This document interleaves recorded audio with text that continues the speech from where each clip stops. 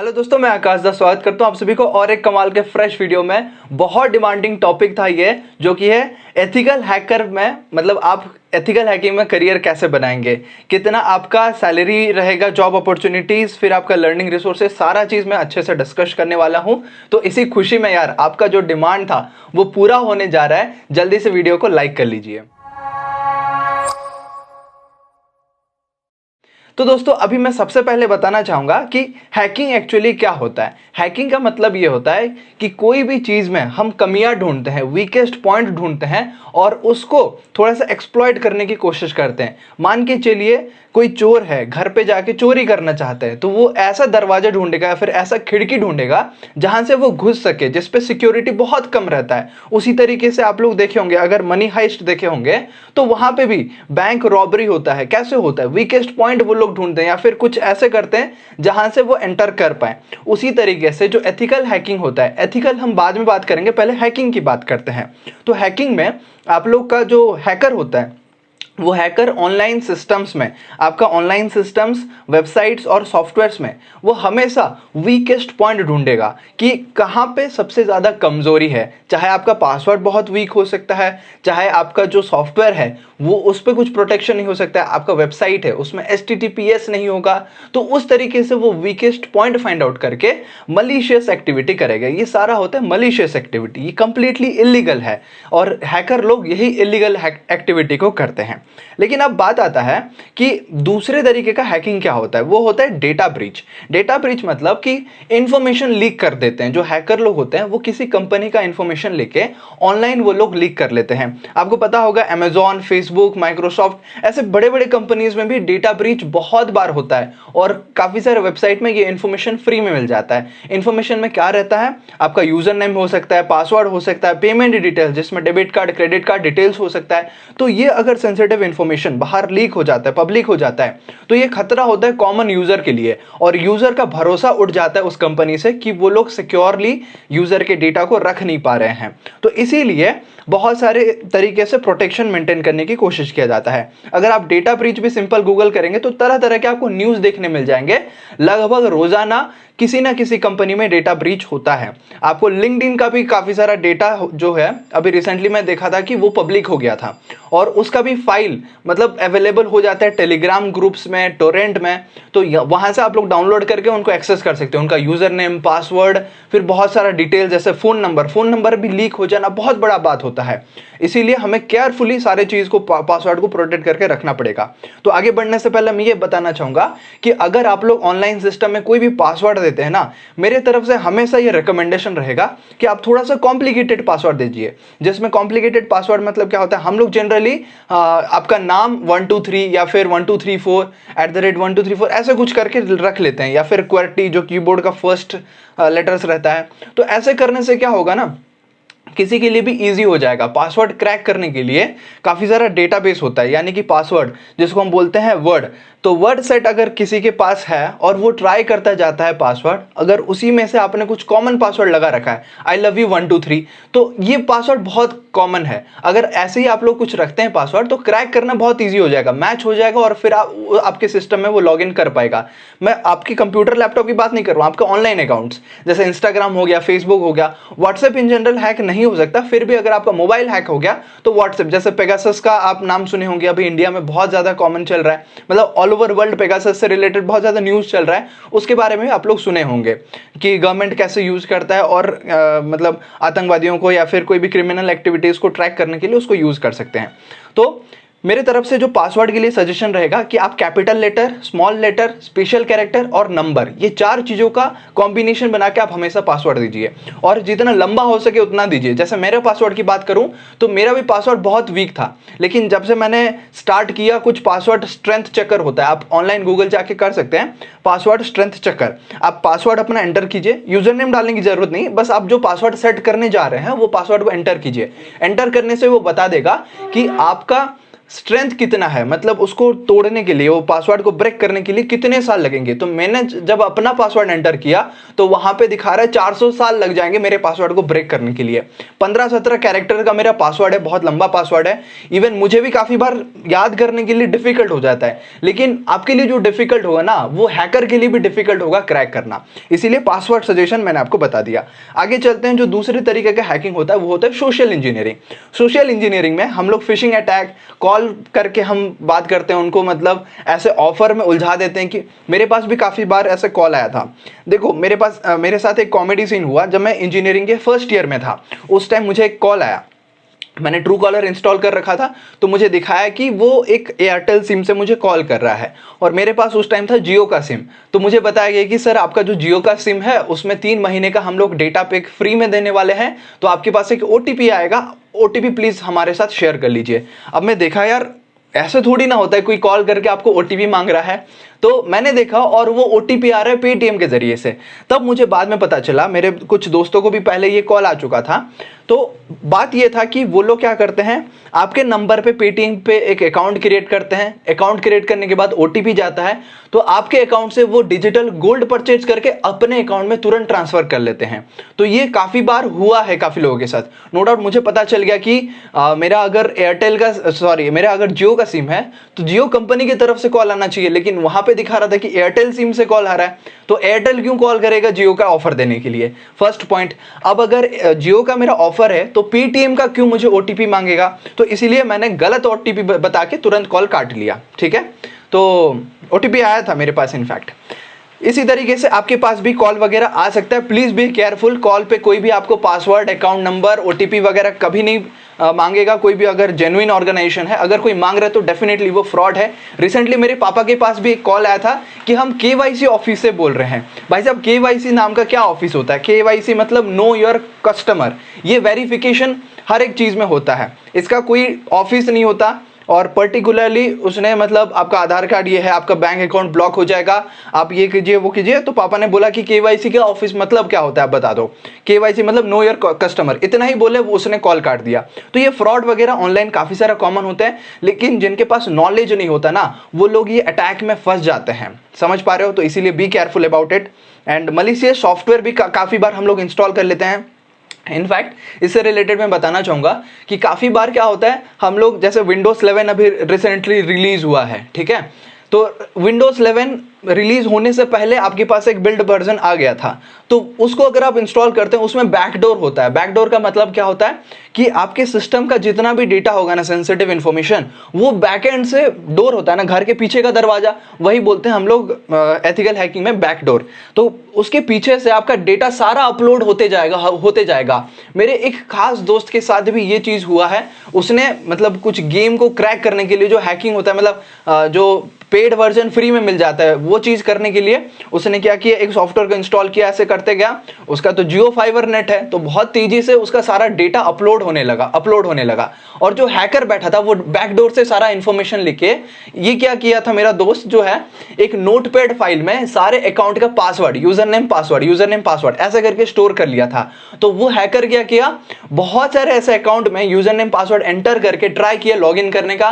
कुछ account ban भी कर दिया उसने, कुछ मलिशियस एक्टिविटीज करके किसी चीज का गलत फायदा भी उठाया। तो इसीलिए आपके लिए मैं बताना चाहूंगा, आप हो सके तो पासवर्ड मैनेजर यूज कीजिए, या फिर किसी भी पासवर्ड को कभी भी नोटपैड या फिर वर्ड फाइल, एक्सेल फाइल में स्टोर मत कीजिए। करना है तो गूगल पासवर्ड से सेव कर सकते हो, और वो गूगल पासवर्ड का जो जीमेल का पासवर्ड होगा उसको बहुत स्ट्रॉन्ग कीजिए, ताकि कोई चाह के भी उसको हैक नहीं कर पाएगा। उसी के साथ साथ 2 फैक्टर ऑथेंटिकेशन बहुत जरूरी है। जैसे मोबाइल पे आता है, गूगल लॉगिन करते हैं तो येस टैप करने आता है, 3 नंबर में से एक नंबर पे टैप करने आता है, वैसे 2 फैक्टर ऑथेंटिकेशन या फिर गूगल ऑथेंटिकेटर ऐप का भी आप यूज कर लीजिए, ताकि आप अपना सिक्योरिटी सेफ्टी मेंटेन कर सके।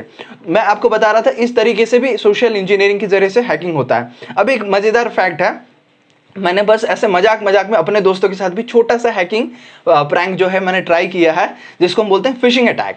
फिशिंग अटैक में क्या होता है, आपका जो एक्चुअल वेबसाइट है, मैंने फेसबुक के रिलेटेड किया था, तो मैंने बाद में बता दिया कि ऐसा ऐसा हुआ है बोल के। जो आपका फेसबुक का पेज होता है, हूबहू उसी तरीके का आपका एक पेज बन जाएगा, वो लिंक आप अपने दोस्त को भेजेंगे कि हाँ कुछ ऐसा ऑफर है या फिर एक वीडियो है, ये देख ले, तो जाएगा फेसबुक का लॉगिन पूछेगा पहले। वो जैसे ही वो लॉगिन करता है, जैसे ही वो अपना यूजर नेम पासवर्ड एंटर करता है, लॉगिन तो हो जाएगा फेसबुक में, साइड बाय साइड उसका यूजर नेम पासवर्ड मेरे डेटाबेस तक आ जाएगा और स्टोर हो जाएगा। तो मुझे दिख जाएगा कि इसने क्या यूजर नेम और पासवर्ड एंटर किया है। इस तरीके से मैंने भी 1-2 बार ट्राई किया है फेसबुक का पासवर्ड निकालने का, जीमेल का पासवर्ड निकालने का, and this is completely possible. आपको पता ही नहीं चलेगा कि कोई और वेबसाइट है, पूरा फेसबुक जैसा लगेगा, वैसे बटन रहेंगे, वैसे कलर रहेंगे, बस बैकएंड से लॉगिन भी हो जाएगा और आपका यूजर नेम पासवर्ड भी पहुंच जाएगा। तो इसीलिए हमेशा आप यूआरएल को चेक कीजिए। मैंने जो यूआरएल भेजा था वो facebook.com नहीं था, वो कुछ उटपटांग सा था, लेकिन मेरे दोस्त ने उसको ध्यान नहीं दिया, इसीलिए वो फंस गया वो अटैक में। और मैं इसीलिए उसको ये अटैक किया ताकि उसका अवेयरनेस बढ़े। और ये सेम चीज मैंने 10-12 दोस्तों को और बताया कि जब भी आप लॉगिन कर रहे हो हमेशा यूआरएल चेक करो। अमेजॉन का ऑफर, फ्लिपकार्ट का ऑफर, ऐसे भी आपको काफी सारे लिंक आते होंगे, ये लिंक पे कभी भी आप क्लिक मत कीजिए, हमेशा आप यूआरएल देखिए, क्या वो amazon.in से है, flipkart.com से है, तो तभी आप वो लिंक पे क्लिक कीजिए। तो सोशल इंजीनियरिंग से हम लोग ये सब अटैक वगैरह कर सकते हैं। दोस्ती दोस्ती में हम पूछताछ करके भी कर सकते हैं। आप पे तो बिलीव कर लेगा, हाँ यार ये बता रहा है तो ऑफर आया ही होगा, लेकिन अपने दोस्त के साथ भी थोड़ा सा केयरफुल रहिएगा जब ये यूआरएल मलिशियस एक्टिविटीज की बात होती है। आगे बात करते हैं man in the middle attack. Man in the middle attack में क्या होता है, जब भी हम लोग पब्लिक वाईफाई वगैरह यूज करते हैं वो सिक्योर नहीं होता है। कोई भी वहां पे बैठ के जो भी आपका ट्रांजेक्शन हो रहा है, ट्रांजेक्शन मतलब कौन सा वेबसाइट आप विजिट कर रहे हैं, कोई पेमेंट अगर आप कर रहे हैं तो कौन से वेबसाइट पे जाके पेमेंट कर रहे हैं, क्या सर्च करें, सारा चीज ओपनली अवेलेबल हो सकता है, इजीली है, बहुत इजी है। मैं भी इसको ट्राई करके देखा हूं। तो ये अटैक से क्या होगा, जो भी जितने लोग वो पब्लिक वाईफाई से कनेक्टेड होंगे, सारा इंफॉर्मेशन सभी के पास जा सकता है। जो हैकर है उसके पास कुछ टूल्स होते हैं, जनरली हमें टूल्स का ही यूज करना है एथिकल हैकिंग करियर में आगे जाने के लिए। वो टूल्स का यूज करके वो लोग इजीली समझ जाते हैं कि यार कौन सा मोबाइल फोन से क्या सर्च हो रहा है। इवन मेरे पास भी एक सॉफ्टवेयर था, रूटेड डिवाइस में जनरली होता है। मेरा अभी फोन से जो रिकॉर्ड कर रहा हूँ, मेरा एक दूसरा फोन था, सेकेंडरी फोन, जिसको मैंने एथिकल हैकिंग के लिए ही पर्टिकुलर यूज किया था। आप लोग भी चाहे तो कर सकते हैं टेस्टिंग के लिए लीगली। इलीगल एक्टिविटी कुछ नहीं करना है, क्योंकि मैं आपको अभी थोड़ी देर में बताऊंगा कितने तरीके के हैकर्स होते हैं। तो आपको लीगली अगर करना है, एक्सपेरिमेंट बेसिस पे करना है, कर सकते हैं। तो मैं हमेशा जो भी पब्लिक वाईफाई में कनेक्ट करता था, मैंने देखा यार बहुत सारे लोग कनेक्टेड हैं तो मेरा स्पीड बहुत स्लो आ रहा है। तो मैंने क्या किया, नेट कटर का यूज करके, रूटेड डिवाइस में ये पॉसिबल है, जितने लोग भी कनेक्टेड है ना सभी को मैं डिस्कनेक्ट कर देता था, ताकि कोई भी और पब्लिक वाईफाई यूज ना कर सके। उस टाइम मेरे पास सबसे ज्यादा स्पीड आ जाए और मैं अपना काम खत्म करने के बाद वापस सभी को मैं ऑन कर देता था। और ये भी पॉसिबल है कि वो बाद में कभी भी कनेक्ट भी नहीं कर पाएंगे, उनको ब्लॉक लिस्ट में डाल देंगे। मतलब पब्लिक वाईफाई में आप वो डिवाइस को ब्लॉक लिस्ट में डाल देंगे, पब्लिक वाईफाई के पास आपका कंट्रोल नहीं है, समझ पा रहे हो। लेकिन फिर भी ये सब एक्टिविटीज आप लोग कर सकते हो। और उनका डिवाइस कौन सा है, कौन से ब्रांड का मोबाइल फ़ोन है, या फिर कौन से ब्रांड का जो उनका आईपी एड्रेस है, वो सारा चीज़ पता चल जाएगा पब्लिक वाईफाई में। इसीलिए बी केयरफुल। तो केयरफुली रहने के लिए आप लोग क्या कर सकते हैं, कोई भी वेबसाइट विजिट कर रहे हैं तो HTTPS आप पहले चेक कीजिए, हाइपर टेक्स्ट ट्रांसफर प्रोटोकॉल। जो एस होता है वो सिक्योर्ड होता है, तो हमेशा सिक्योर्ड वेबसाइट को विजिट कीजिए। अगर एस नहीं है तो उसको पब्लिक वाईफाई से एटलीस्ट विजिट करने का कोशिश मत कीजिए। उसके साथ साथ आप VPN यूज कर सकते हैं। काफ़ी हद तक VPN जो है वो आपको प्रोटेक्ट कर सकता है। VPN मतलब वर्चुअल प्राइवेट नेटवर्क, मतलब आप इंडिया में प्रेजेंट है लेकिन ऐसा लगेगा कि आप US का या फिर UK का इंटरनेट कनेक्शन यूज कर रहे हैं, तो वर्चुअली वो एक नेटवर्क बन जाता है। थोड़ा सा स्लो हो जाएगा आपका एक्चुअल इंटरनेट स्पीड से, बट काफी हद तक आप लोग चीजें यूज कर सकते हैं। इसीलिए man in the middle attack को अवॉइड करने के लिए कुछ चीजें मैंने आपको बता दिया। और ये पॉसिबल है यार, बहुत लोग ऐसे करते हैं, ये पॉसिबल है, ज्यादा एक्सपर्टीज की जरूरत नहीं है। प्रैक्टिकल डेमो मैं आपको दिखा नहीं सकता, बट आपको एक चीज मैं बताना चाहूंगा, अगर आप सीखना चाहते हैं इसमें क्या क्या कॉन्सेप्ट्स इन्वॉल्व है। मैं YouTube पे एक वीडियो डाला था लेकिन डर के मैंने उसको डिलीट कर दिया है, तो आप लोग को वो वीडियो, कंप्लीट वीडियो मिल जाएगा मेरे टेलीग्राम चैनल पे और ग्रुप में मैंने अपलोड कर रखा है। आप जाके देख सकते हैं, उसको डाउनलोड कर लीजिए, अपने लैपटॉप में, मोबाइल फोन में स्टोर कर लीजिए। कंप्लीट वीडियो है, मूवी जैसा आप देख सकते हैं। 1-1.5 घंटे का वीडियो है, 3 क्लासेस मैंने लिया था, तीनों वीडियो आपको मिल जाएगा पूरा। और कुछ प्रैक्टिकल भी मैंने वहाँ पे दिखाया है। अभी बात करते हैं यार हैकर्स की। हैकर बेसिकली 3 तरीके के होते हैं। ब्रॉड कैटेगरी में देखा जाए तो अगर माइन्यूटली देखेंगे तो 6 कैटेगरी होते हैं, ग्रीन हेड, रेड हेड वगैरह भी होते हैं, बट एक्चुअली जो होता है वो 3 कैटेगरी के ब्रॉडली कहा जाता है। एक होता है ब्लैक हेड हैकर्स, दूसरा होता है व्हाइट हेड हैकर्स और तीसरा होता है ग्रे हेड हैकर्स। जो ब्लैक हेड हैकर्स होते हैं वो कंप्लीटली इलीगल है, ये आपको कभी करना ही नहीं है और बनना भी नहीं है। जो व्हाइट हेड हैकर्स होते हैं इनके पास प्रॉपर परमिशन होता है कंपनी की तरफ से। काफी लोग क्या करते हैं ना, ब्लैक हेड हैकर बन के कंपनी को हैक करना कोशिश करते हैं या फिर किसी के अकाउंट को हैक करना कोशिश करते हैं, तो उसको प्रोटेक्ट करने के लिए, उसको सावधानी बरतने के लिए क्या करते हैं, वो कंपनी व्हाइट हेड हैकर्स को हायर करते हैं कि हमारे बेटा हमारे सिस्टम को आप प्रोटेक्ट करना पड़ेगा। प्रोटेक्ट इन द सेंस क्या करना पड़ेगा आपको, कि जो भी वल्नरेबिलिटीज है, कुछ लूप होल्स है, आइडेंटिफाई करके आप हमें बता दो ताकि हम केयरफुल रहें, ये चीजें बाद में रिपीट ना हो। समझ पा रहे हो? जो ग्रे हेड हैकर्स होते हैं ये जनरली प्रैंक के पर्पस में करते हैं। मैं जो था थोड़े टाइम के लिए ग्रे हेड हैकर था, मैंने जो किया, लेकिन बाद में मैं डिस्क्लोज कर दिया कि हाँ ऐसा ऐसा होता है, बट फिर भी ये लीगल नहीं है। तो व्हाइट हेड ही पॉसिबल है, मतलब आप करना चाहे तो व्हाइट हेड फील्ड में ही एंटर कीजिएगा। अभी बात करते हैं हम लोग रिसोर्स के लिए, मतलब क्या क्या चीज़ आपको पढ़ना पड़ेगा, कहाँ से आप पढ़ सकते हैं एथिकल हैकिंग में आप अपना सेल्फ करियर ग्रो करने के लिए। तो उसके लिए आपको बेसिक कंप्यूटर साइंस हमेशा जरूरत पड़ेगा। कंप्यूटर कैसे चलाना है, ऑन करना है, ऑफ करना है, उतना तो आना चाहिए। उसके साथ साथ काफ़ी सारे नेटवर्किंग कॉन्सेप्ट्स होते हैं वो भी आपको आना चाहिए। कंप्यूटर नेटवर्क्स के बारे में OSI मॉडल होता है, उसमें जो डिफरेंट लेयर्स होते हैं, लेयर्स ऑफ OSI मॉडल आपको जानना बहुत ज़रूरी है। TCP/IP ट्रांसफर कंट्रोल प्रोटोकॉल, तो ये भी आपको आना बहुत ज़रूरी है, इंटरनेट प्रोटोकॉल। फिर HTTP HTTPS में क्या डिफरेंस होता है, ये बेसिक होता है यार किसी भी नेटवर्क को। जनरली हम लोग ब्रॉडली देखते हैं यार, ऑनलाइन एक्टिविटीज मतलब इंटरनेट से कनेक्टिविटी। इंटरनेट से कनेक्ट मतलब कि आपका वाईफाई भी हो सकता है, उसमें राउटर मॉडेम भी हो सकता है। तो इसीलिए आपको नेटवर्क के बारे में पूरा जानना बहुत जरूरी है, तभी आप अच्छे से चीज़ों को समझ पाएंगे। अदरवाइज किसी यूट्यूब वीडियो से देख लिए, कोई कोर्स से देख लिए, तो जितना वो करेगा उतना तक ही आप लोग कर पाएंगे। लेकिन खुद से अगर कुछ मॉडिफिकेशन करना चाहते हैं, कुछ एक्स्ट्रा डालना चाहते हैं, तो कॉन्सेप्ट क्लियर होगा तो आप लोग कर सकते हैं। अब ये सारा चीज आप गिग्स फॉर गिग्स में टॉपिक्स वाइज पढ़ सकते हैं। गिग्स फॉर गिग्स में आपको आर्टिकल्स अवेलेबल हो जाएंगे।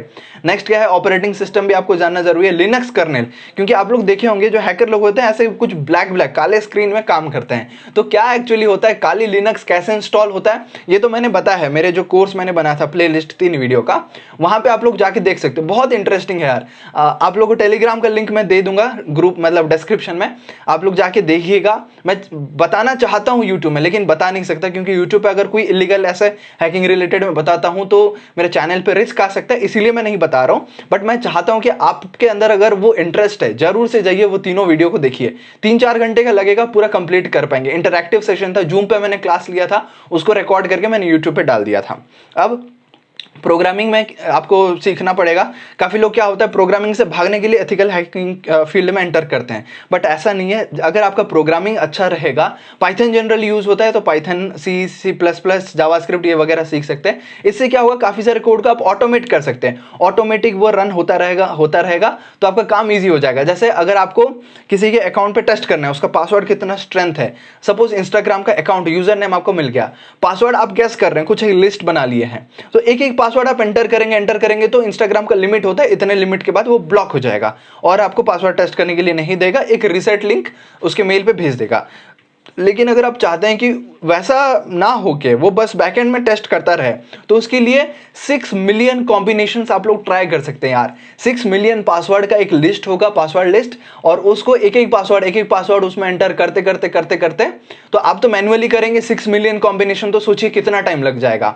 तो इसीलिए ऑटोमेटिक आप पाइथन में वो प्रोग्राम रन कर लेंगे तो वो ऑटोमेटिक टेस्ट करता रहेगा उस अकाउंट में, और जिस पासवर्ड से मैच हो जाएगा वो अकाउंट तुरंत लॉग इन हो जाएगा और आपको बता देगा कि हाँ ये पासवर्ड से ये अकाउंट मैच हो गया। This is the basic concept of trial and error, जिसमें हम लोग डालते हैं ब्रूट फोर्स बोलते हैं ना, तो ब्रूट फोर्स मेथड से हम लोग ये से कर सकते हैं। अब प्रोजेक्ट्स की बात करते हैं यार, क्या क्या चीज आप लोग कर सकते हो। सबसे पहला प्रोजेक्ट की लॉगर, ये भी मैंने ट्राई किया हुआ है। इसको अगर आप डेमो देखना चाहते हैं तो आप कोई भी की लॉगर आप डाउनलोड कर लीजिए, सॉफ्टवेयर भी इसका अवेलेबल होता है, लेकिन कोई तो ऐसे डाउनलोड करके इंस्टॉल नहीं करेगा। आप चाहते हैं कि वो अपने कीबोर्ड पे कौन सा की प्रेस कर रहा है, कहाँ पे जाके यूजर नेम टाइप कर रहा है, कहाँ पे जाके पासवर्ड टाइप कर रहा है, क्या क्या बटन टाइप कर रहा है, वो अगर आप नोट करना चाहते हैं तो एक की लॉगर से आप कर सकते हैं। वो ट्रैक करेगा कि कीबोर्ड पे कब कौन सा लेटर प्रेस हो रहा है, सारा एक्टिविटीज वो मॉनिटर करके आपके पास लिस्ट भेज देगा, इसने इस टाइम पे ये की को प्रेस किया, इतने बार प्रेस किया, सारा चीज आपको वो डिटेल मिल जाएगा। ये भी एक बहुत अच्छा प्रोजेक्ट अपॉर्चुनिटी है। नेक्स्ट है फायरवॉल। फायरवॉल में क्या होता है, जैसे आपका ये लैन कनेक्शन से ये वैन कनेक्शन से, लैन मतलब लोकल एरिया नेटवर्क, वैन मतलब वाइड एरिया नेटवर्क, तो बीच में फायरवॉल होता है जो भी डिस्ट्रीब्यूट होता है नेटवर्क से नेटवर्क कनेक्टिविटी सेफ्टी वो मेंटेन करता है। तो आप भी अपने सिस्टम के लिए ये फायरवॉल बना सकते हो कि कौन सा सिस्टम से कौन सा कनेक्शन है, कौन सा इनपुट आ रहा है, कौन सा आउटपुट जा रहा है, वो सारा आप मॉनिटर कर सकते हो। अभी बात करते हैं यार हैशिंग की। डेवलपमेंट प्रोजेक्ट वगैरह बना सकते हो। कोई भी पासवर्ड हमें हमेशा जो स्टोर करते हैं, जैसे कोई आप वेबसाइट बना रहे हैं, लॉगिन का फॉर्म बना रहे हैं, तो उसमें आप हमेशा देखिएगा कि पासवर्ड एज इट इज कभी कैरेक्टर में स्टोर मत कीजिए, उसको आप हैशिंग करके हैश फॉर्मेट में स्टोर कीजिए। जैसे प्लेन टेक्स्ट है वो हैश फंक्शन में जाएगा, तो वो ऐसे रैंडमली ऐसे हैश्ड टेक्स्ट में कन्वर्ट हो जाएगा, जिसको एक कॉमन यूजर पढ़ना बहुत मुश्किल है। जैसे #B!C1D एंड ऐसे मतलब स्पेशल कैरेक्टर का कॉम्बिनेशन बन जाता है, जिसको मतलब जिसका कुछ मीनिंग होता है, उसको डिक्रिप्ट वही सॉफ्टवेयर ही कर पाएगा, एक कॉमन ह्यूमन बीइंग कर नहीं पाएगा। तो इसीलिए आपको हैशिंग रिलेटेड भी थोड़ा सा सीखना पड़ेगा और डेवलपमेंट प्रोजेक्ट आप इसमें बना सकते हैं। अब बात करते हैं इंटर्नशिप अपॉर्चुनिटीज़ की। बहुत ज़्यादा इंटर्नशिप अपॉर्चुनिटीज़ है। मेरे एक दोस्त हैं हरियाणा से, गुड़गांव से, तो उन्होंने बताया कि गुड़गांव पुलिस के लिए वो इंटर्नशिप किए थे एथिकल हैकिंग में। आप लोग चाहे तो दिल्ली पुलिस के लिए, गुड़गांव पुलिस के लिए, ऐसे भी आप अपने स्टेट में भी देखिए, अगर कोई पुलिस ऐसे सर्विसेज है जो एथिकल हैकिंग में काम कर रहे हैं और चाहते हैं कि स्टूडेंट लोग इंटरेस्ट लेके काम करें, तो आप उस पर अप्लाई कीजिएगा। एथिकल हैकिंग में आपको इंटर्नशिप अपॉर्चुनिटीज बहुत ज़्यादा है। इसरो पे, पुलिस में, फिर क्वालकॉम, डिलॉयट जैसे कंपनी, ये लोग भी अपना इंटर्नशिप अपॉर्चुनिटीज निकालते रहते हैं। अभी बात करते हैं प्लेसमेंट की, तो कभी भी आपका एथिकल हैकर पोस्ट के रिलेटेड प्लेसमेंट नहीं आएगा। काम आपका वही रहेगा, लेकिन जो पोस्ट का नाम रहेगा वो बोलेंगे सिक्योरिटी एनालिस्ट बोल देंगे, उसको security engineer, tech support engineer ऐसा बोल देंगे। रिक्वायरमेंट के लिए क्या पूछेंगे, नेटवर्क ट्रैफिक स्निपिंग आपको होना चाहिए। जैसे डॉग होता है ना, वो स्निफ करता है, मतलब सूंघ लेता है, तो वैसे आप नेटवर्क में पैकेट को सूंघ लेंगे कि एक्चुअली कौन सा पैकेट आ रहा है, कौन सा पैकेट जा रहा है। डेटा जो होता है वो पैकेट के फॉर्म में जाता है। मैंने अपने कोर्स में वो बताया है। फ्री का कोर्स है यार, कोई पैसा चार्ज नहीं कर रहा हूँ आपसे, फ्री का कोर्स है, इसीलिए मैं बता रहा हूँ, आप जाके उसको देखिएगा। फिर एसक्यूएल इंजेक्शन है, पासवर्ड गेसिंग एंड क्रैकिंग है, बहुत ज़्यादा चीज़ मतलब रिक्वायरमेंट होता है, आपको उसमें प्रैक्टिकल आना पड़ेगा। अब इंटरव्यू में क्या पूछते हैं वो लोग, टेक्निकल क्वेश्चन पूछेंगे कि इसका मतलब क्या होता है, ओएसआर मॉडल आप समझा दो, नेटवर्क में आप कॉन्सेप्ट समझा दो, HTTPS में आप डिफरेंस बता दो। इसी के साथ साथ छोटा छोटा टास्क भी आपको दे सकते हैं कि हाँ ये एक सिस्टम है, आप इसको क्रैक करके दिखाओ, इसका पासवर्ड आप क्रैक करके दिखाओ, या फिर इसका वल्नरेबिलिटीज मतलब कौन सा इसका वीकेस्ट पॉइंट है आप ये फाइंड आउट करके दिखाओ, कुछ ऐसे बोल सकते हैं। यहाँ पे सर्टिफिकेट थोड़ा सा मैटर करता है। सर्टिफिकेट के लिए आप CEH का कर सकते हैं। मेरा एक दोस्त है और एक मतलब एथिकल हैकिंग फील्ड से ना मैं बहुत पहले से जुड़ा हुआ हूँ, थोड़ा सा मतलब इंटरेस्ट रहा मेरा अंदर से कि कैसे ये चीज़ को करेंगे, इसीलिए मैं दोस्त भी बनाता रहा। फेसबुक में मुझे एक दोस्त मिला था वेस्ट बंगाल से, और आज की डेट में वो एक सर्टिफाइड एथिकल हैकर है। बहुत बड़े बड़े कंपनी के लिए वो घर बैठे एथिकल हैकिंग कर रहा है, मतलब वो उनके सिक्योरिटी व्हाइट हैट हैकर है। एथिकल मतलब क्या होता है कि लीगल हैकिंग मतलब तो कोई भी कर सकता है और कोई भी करता भी है, लेकिन जो एथिकल हैकिंग हम लोग जोड़ देते हैं ना वर्ड, एथिकल मतलब लीगल, लीगली तरीके से, एथिकल तरीके से हम लोग हैकिंग करेंगे। मतलब कोई सिस्टम में अगर कमियां होगा उसको फाइंड आउट करके उसको ठीक करेंगे, बस उतना ही है। अब सर्टिफिकेट में सर्टिफाइड एथिकल हैकर कोर्स कर सकते हैं, और नॉर्मल जो कॉमर्स का डिग्री होता है या फिर आर्ट्स का डिग्री होता है उसके कंपैरिजन में टेक्निकल डिग्री को थोड़ा सा ज़्यादा प्रेफरेंस दिया जाता है एथिकल हैकिंग के फील्ड में, क्योंकि वो लोग कंप्यूटर रिलेटेड सब्जेक्ट पढ़ते हैं। क्या क्या कंप्यूटर के सब्जेक्ट है उस पर भी मैंने एक वीडियो बना रखा है, और मेरे चैनल का अभी तक का सबसे मोस्ट व्यूड वीडियो है, what are the subjects of computer science engineering, वो भी जाके देख लीजिए। तो बीटेक, BCA, BSc अगर आपका डिग्री है, इसमें कुछ भी हो सकता है। कंप्यूटर साइंस लेते तो बहुत अच्छा है, BTech in computer science, BCA तो वैसे भी है bachelor in computer application, BSc में आप CS ले लेते हो, BSc computer science, bachelor in science आपका सब्जेक्ट रहेगा कंप्यूटर साइंस, तब फिर आपका प्रेफरेंस थोड़ा सा बढ़ जाता है। तो अभी बात करते हैं सैलरी की, कितना पैसा आप कमा सकते हो घर बैठे। अगर आप बड़े बड़े प्रोग्राम्स बात करते हो, मैं आपको लास्ट में बताऊंगा बग बाउंटी प्रोग्राम के लिए, लेकिन अभी अगर कोई कंपनी में आप जॉब लेते हो उसके हिसाब से 2 to 3.5 LPA कोई भी छोटा सा स्टार्टअप है या फिर इनिशियल कंपनी में आप जाते हो, अगर कोई बड़ा कंपनी है, MNC है, तो 5 से 8 लाख रुपए आपको दे देगा। जैसे ही आपका एक्सपीरियंस बढ़ जाता है, उस फील्ड में आप काम करने लगते हो, 3 से 5 साल के अंदर आप 10 से 15 लाख रुपए सालाना कमा सकते हो। मंथली इनकम नहीं है, ये 1 ईयर का इनकम है। सो 10 से 15 लाख। अगर आपका 8 साल से ज्यादा एक्सपीरियंस हो जाता है, बहुत एक्सपर्ट बन जाते हो, तो सैलरी बेसिस पे अगर आप रहते हो तो 20 लाख से भी ज्यादा आप कमा सकते हो एक साल में। लेकिन इससे ज्यादा जो एक्साइटिंग अपॉर्चुनिटी है, ज्यादा पैसा कमा सकते हो, ज्यादा चीजें सीख सकते हो, that is bug bounty program. Bug bounty program में क्या होता है, बड़े बड़े कंपनीज जो होते हैं ना, वो लोग ऐसे प्रोग्राम्स निकालते हैं, बोलते हैं कि हमारे सिस्टम को आप हैक करो। स्टूडेंट लोग को वो इन्वाइट करते हैं, जनरली स्टूडेंट लोग इस पे ज्यादा एक्टिव रहते हैं, तो स्टूडेंट लोग को वो इन्वाइट करते हैं, बोलते हैं कि हमारे सिस्टम में क्या कमी है, आप लोग निकाल के दिखाओ। जैसे पीजी टलाल, आप नाम सुने होंगे ना, इंस्टाग्राम का रिसेंटली, जिसने स्टोरी को हैक कर दिया था। हैक नहीं किया था एक्चुअली, उसके साइज को इतना बड़ा कर दिया था कि अगर लो प्रोसेसिंग एंड्रॉइड में या फिर आईफोन में ओपन करेंगे तो वो सिस्टम क्रैश हो जाता था, मतलब हैंग हो जाता था, हीट हो जाता था, और कोई दूसरा मतलब ऑफ करना भी काफी बार पॉसिबल नहीं होता था। ये क्यों हो पाया? क्योंकि इंस्टाग्राम का एक बग था, उसमें साइज 1:1 रेशियो होना चाहिए, उससे काफी बड़ा हो गया, तो उस वजह से वो हैंग हो गया। तो ये वल्नरेबिलिटी था। आज के डेट में अगर एक बंदा कर सकता है, तो परसों अगर वो किसी और को बताया तो वो भी कर सकता है। ऐसे जो इंस्टाग्राम के यूजर रहेंगे उनको दिक्कत हो जाएगा लॉन्ग टर्म में। फॉर दैट रीजन ओनली वो फिर बाद में वो बग को फिक्स किया गया। लेकिन कोई स्टूडेंट अगर पहले ही इन्फॉर्म कर देता कि ये प्रॉब्लम है, आप इसको ठीक कर लीजिए, तो जो इंस्टाग्राम कंपनी है, जैसे Facebook company, Facebook, WhatsApp, Instagram सब एक ही है, तो फेसबुक कंपनी क्या करता, पैसा देता उस स्टूडेंट को वो मिस्टेक फाइंड आउट करने के लिए। थैंक यू सो मच बेटा, तूने ये प्रॉब्लम है फाइंड आउट करके दिया और हमारा सिस्टम अभी सही हो गया। हमें पता नहीं था, हमारे इंजीनियर थोड़ा सा मिस कर दिए होंगे, ये गलती हो सकता है बोल के आपने फाइंड आउट किया, थैंक यू सो मच। अब वो कंपनी में जॉब ना करते हुए भी उनसे पैसा कमा सकते हो। कितना पैसा कमा सकते हो? स्टार्टिंग उनका होता है 7 लाख रुपए, $100,000। समझ पा रहे हो? तो ऐसे ऐसे आप प्रोग्राम्स में पार्टिसिपेट कर सकते हो। एप्पल है, उबर है, माइक्रोसॉफ्ट है, ऐसे कंपनी रेगुलर निकालते रहते हैं। न्यूज़ में दिखाना चाहूँगा, अभी रिसेंटली इंडिया की एक लड़की है, 20 साल की लड़की है, जो शायद दिल्ली बेस्ड है, मुझे एक्चुअली पता नहीं, लेकिन उसने मतलब 22 लाख रुपए कमाया है बग बाउंटी प्रोग्राम से। उसने माइक्रोसॉफ्ट का जो एज्योर प्लेटफॉर्म है ना, क्लाउड सिस्टम, उसमें कुछ बग फाइंड आउट किया है, और बग फाइंड आउट करने की वजह से माइक्रोसॉफ्ट ने 22 लाख रुपए दिया है। आप सोच सकते हो, यहाँ पे मैंने बताया कि अगर आप सैलरी के हिसाब से 8 साल का एक्सपीरियंस ले लेते हो, तब आपको सालाना 20 लाख से ज़्यादा आपको इनकम हो सकता है। लेकिन ये जो लड़की है, इंडियन गर्ल है, तो इसने कुछ ही महीनों मतलब काम किए होंगे, कुछ हफ्ते काम किए होंगे, उस वजह से माइक्रोसॉफ्ट ने 22 लाख रुपए एक ही बार में उनको पैसा दे दिया। तो आप समझ सकते हो, अगर आप अच्छा करते हो इस फील्ड में, पैसा कमाना मुश्किल नहीं है। इसी के साथ साथ इंस्टाग्राम में बग ढूंढने वाले 21 साल के भारतीय छात्रों को फेसबुक ने दिया 22 लाख का इनाम। जाने क्या होता है बग बाउंटी प्रोग्राम, ये भी एक न्यूज़ का आर्टिकल है। तो ऐसे ऐसे आप प्रोग्राम्स में पार्टिसिपेट कर सकते हो। एक स्टूडेंट ने शायद पूछा था कि बग बाउंटी से हम लोग कैसे शुरू कर सकते हैं। इसको अगर आप डिटेल में समझना चाहते हो तो अगला वीडियो मैं इसी पे बना दूंगा। कमेंट सेक्शन में प्यार दिखना चाहिए यार अच्छे तरीके से। तो इतना था आज का डिस्कशन। अब मुझे उम्मीद है आपको पसंद आया होगा। बहुत टाइम से ये डिमांड था और ये डिमांडिंग टॉपिक फाइनली मैंने वीडियो बना दिया। डिटेल वीडियो 20 मिनट से ज़्यादा हो चुका है, 25 मिनट लगभग हो चुका है। तो इसीलिए मैं आप सभी से रिक्वेस्ट करूंगा कि यार इसको फैला दो, अच्छे तरीके से फैला दो अपने दोस्तों के साथ। जो भी एथिकल हैकिंग कर रहे होते हैं, उनको थोड़ा सा आइडिया मिल जाएगा कि क्या स्टेप्स होना चाहिए, आपको पढ़ाई क्या क्या करना पड़ेगा। और वाईफाई हैकिंग के लिए एक सीक्रेट मैं बताना चाहूँगा। अभी तक अगर आप वीडियो देख रहे हो तो वाईफाई हैकिंग के लिए आपको एक डिवाइस खरीदना पड़ता है। आपका जो इनबिल्ट डिवाइस होता है अपने लैपटॉप में, उस डिवाइस से हैकिंग नहीं हो पाएगा, उतना स्ट्रांग नहीं होता। तो एक एंटीना टाइप का निकलेगा वाईफाई राउटर जैसा, तो वो आप कनेक्ट कर लोगे यूएसबी के जरिए से। 4-5 हज़ार से शुरू होकर 20-25 हज़ार तक आता है वो। अगर आप खरीद के उसको कनेक्ट करते हो तब फिर आप वाईफाई हैकिंग बहुत अच्छे तरीके से कर सकते हो। कोर्स में मैंने सारा डिटेल दे रखा है। अगर आपको भी कुछ इंटरेस्ट है इसके रिलेटेड तो वो कोर्स जाके अच्छे से देखिए। कुछ नया टॉपिक में अगर आप चाहते हो तो जल्दी से मुझे कमेंट सेक्शन में बता दीजिए।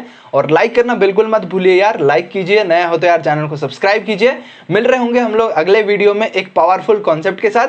तब तक all the very best and thank you so much.